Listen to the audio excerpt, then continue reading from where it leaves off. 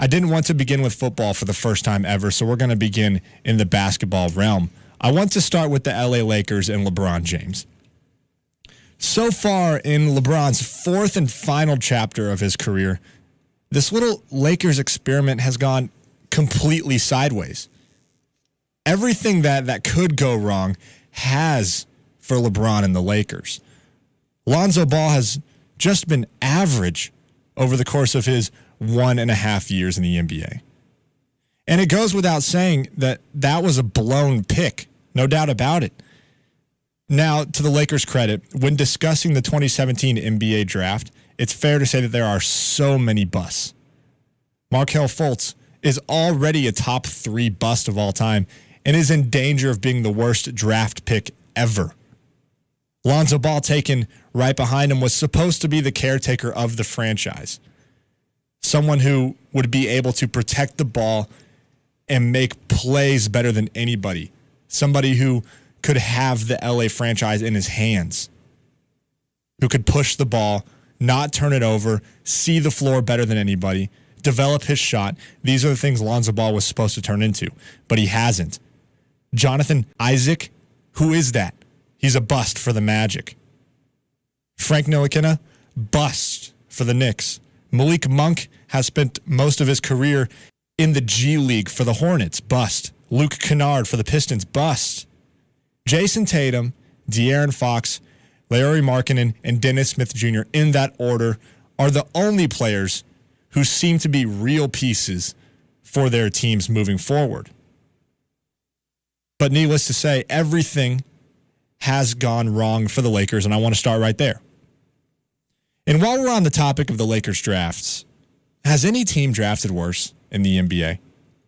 Mo Wagner, Lonzo, Brandon Ingram, bus. The Lakers rode D'Angelo Russell out of town, and now he's a borderline all-star with the Nets. Larry Nance Jr. doesn't even play for them anymore, and neither does Julius Randle. This team before Magic Johnson was one of the worst run teams in the entire NBA.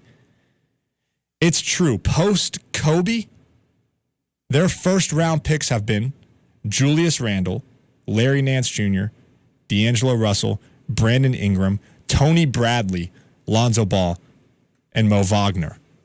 Lonzo is the best player of that crop that I named. And he's average at best. Is Kuzma in there as well? Kuzma was not a first-round pick. Oh, you're only talking first-round picks. Yeah, okay. I'm talking. I mean, has any team drafted worse than the Lakers? I don't know. I was thinking maybe like the Cavaliers, just because the amount of times they've had the number 1 overall pick in the last 7 years, compared with the amount of like star players that have actually produced, it's only Kyrie. It's their only really good pick. Yeah, I mean, Anthony Bennett was a bust. And they did draft Tristan Thompson, who is probably not worthy of a max contract, but that guy's pretty good as well. I wouldn't say he's a bust, yeah, but he is. I'm not. You can find guys like that in the second round. He doesn't do anything for them, yeah. By the way, either. But they did draft Kyrie, and they did draft Colin Sexton. I could argue that the Lakers are a lot worse at drafting. I mean, there's no other team. Perhaps the Magic, maybe. Phoenix. I forgot about Phoenix. Okay, well, Phoenix did draft Devin Booker, and they did.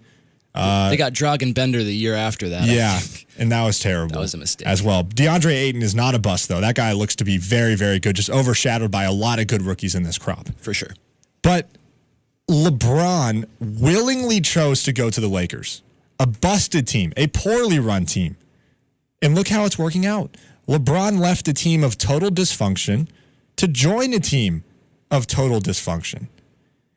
And I would not be surprised in the slightest if they land 0 stars come this offseason. Or if they land 1, it might not be enough because the unit that is necessary to challenge the elite teams in the NBA won't be good enough if they only land 1. And that is even generous.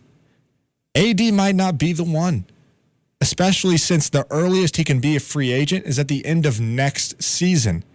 And LeBron doesn't want to wait that long, clearly. So, with all that being said, David, I pose this question to you. Why did LeBron go to the Lakers to begin with? Well, it's I think a lot of it is because of NBA history, you know? Yeah. The fact that the Lakers are as successful as they are, maybe LeBron wanted to go to the West as well. Also, the Celtics just did not have the cap space to sign him, really. I think it's a legacy thing. I think he's trying to prove that he can go to a broken team and bring them a championship, which isn't really working right now. I could see it happening.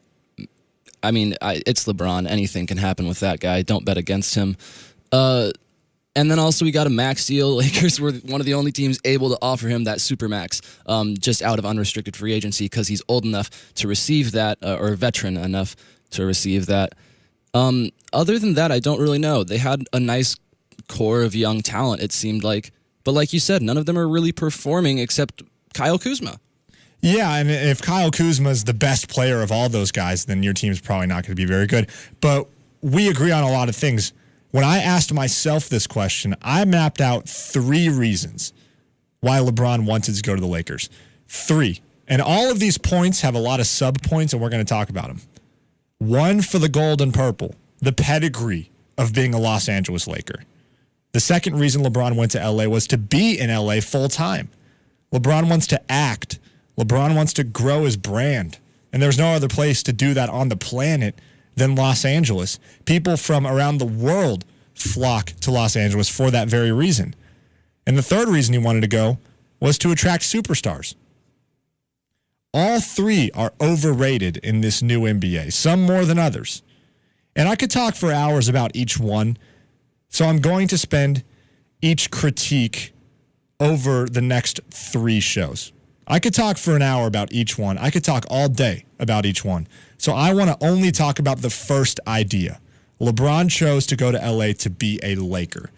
Next week, we're going to talk about LeBron going to L.A. to be in L.A. full-time and why that might be flawed. And then the week after that, to attract superstars and why that hasn't worked and isn't going to work. But we're going to stick with reason number 1 right now. Why I think the idea is going to be flawed is because I believe that LeBron will never be known as a Laker.